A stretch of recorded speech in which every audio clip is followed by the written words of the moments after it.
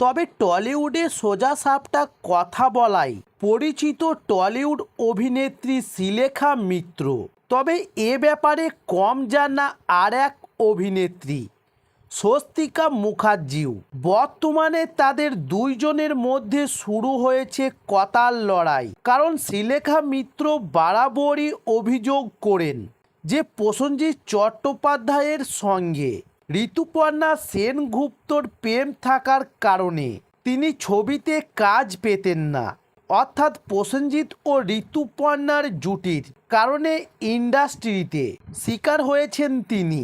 তবে আরজি কর কাণ্ডের প্রতিবাদকে কেন্দ্র করে পুরনো অভিযোগ নতুন করে তুললেন শ্রীলেখা মিত্র। আর সেই আগুনে ঘি ঢেলে দিলেন স্বস্তিকা। তিনি বলেছেন যে শ্রীলেখা কাজ পাওয়ার যোগ্য ছিল না বলেই কাজ পায়নি। তবে এর উত্তরে শ্রীলেখা বলেছেন, আমি তো কাজ পাওয়ার জন্য স্বস্তিকার মতো প্রেম করি না। এবার শ্রীলেখার এ কথার উত্তরে স্বস্তিকা বলেছেন, নিজের ভেরিফাইড ফেসবুকে পেজে দেওয়া দুটি স্ট্যাটাসে স্বস্তিকা এই বিষয়ে লেখেন। প্রথম স্ট্যাটাসে তিনি লেখেন, আজ আর কোনো তথ্য পাওয়া গেল না আমার ব্যাপারে। গত এক মাসে এত কিছু জানলাম, নতুনভাবে চিনেছি নিজেকে। মানুষ এত কিছু জানে আমার ব্যাপারে যা আমি জানি না। তবে পুরনো তথ্য নব প্যাকেজে পাওয়া গেলেও চলবে। কেউ জানালে বা খবর পেলে একটু শেয়ার করবেন।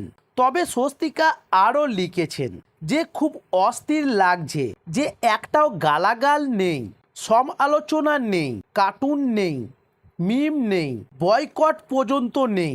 অভ্যেসটা এমন খারাপ হয়ে গেছে, এই কয়েকদিনে মনে হচ্ছে আবার একা হয়ে গেলাম। তবে এরপর আরও একটি স্ট্যাটাসে তিনি লিখেন, ওর উপরে একটা কথা আগে পোস্টে লিখতে ভুলে গেছি যে আমি প্রেম করে কাজ পাওয়া থামাবো না। 24 বছর ধরে শুধু প্রেমের উপর আমার গোটা কেরিয়ারটা দাঁড়িয়ে আছে। তবে আগামী বছরগুলোতেও তাই থাকবে। এই সিদ্ধান্ত নিলাম, প্রেম দীর্ঘজীবী হোক। তো দর্শক বন্ধুরা, এই ধরনের টলিউড ও আরও নিত্য নতুন নিউজ পেতে চাইলে আমাদের চ্যানেলটি সাবস্ক্রাইব করে সঙ্গে থাকুন। নমস্কার।